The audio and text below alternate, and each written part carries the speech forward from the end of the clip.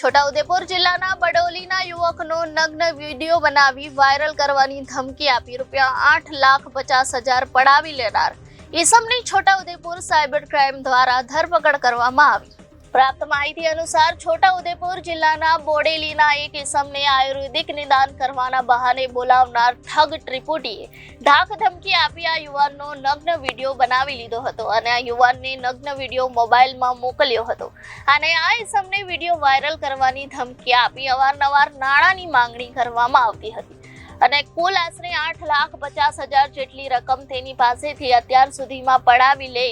જે અંતર્ગત વારંવાર નાણાંની માંગણી ઠગ ત્રિપુટી દ્વારા કરવામાં આવતા માનસિક રીતે ત્રસ્ત આ ઈસમે સાયબર ક્રાઇમ એક્ટ મુજબ છોટાઉદેપુર સાયબર સેલ પોલીસ મથકે ગુનો નોંધાવતા પોલીસે ફરિયાદના આધારે તપાસ હાથ ધરી અને નગ્ન વિડીયો વાયરલ કરવાની ધમકી આપી નાણાં પડાવનાર ઠગ ત્રિપુટીને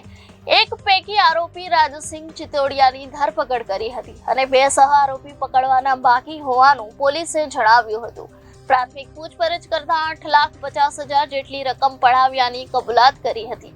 જેને કોર્ટમાં રજૂ કરાતા કોર્ટે 2 દિવસના રિમાન્ડ આપતા પોલીસે વધુ પૂછપરછ હાથ ધરી આ ગુના સંબંધિત વધુ માહિતી પ્રાપ્ત કરી રહી છે। બોડેલી તાલુકાના એક ફરિયાદી એવી ફરિયાદ કરેલ કે અમારી સાથે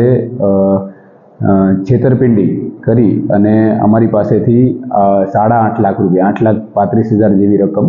છે એ આરોપીઓએ પડાવી લીધેલ છે। એ બાબતે ફરિયાદ દાખલ કરી અને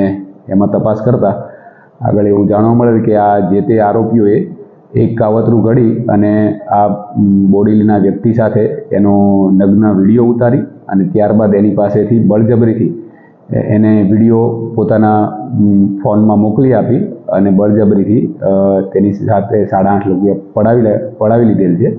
અને એની તપાસ કરતાં એક રાજુસિંહ ચિતોડિયા નામનો એક વ્યક્તિ અમને આ તપાસમાં મળી આવેલ છે અને બીજા 2 આરોપીઓ હાલ ફરાર છે અને જે પકડાયેલા આરોપીની હાલ રિમાન્ડ પર છે અને આગળની કાર્યવાહી હાલ ચાલુ છે। ફૈઝાન ખત્રી, જનાદેશ ન્યૂઝ, છોટાઉદેપુર।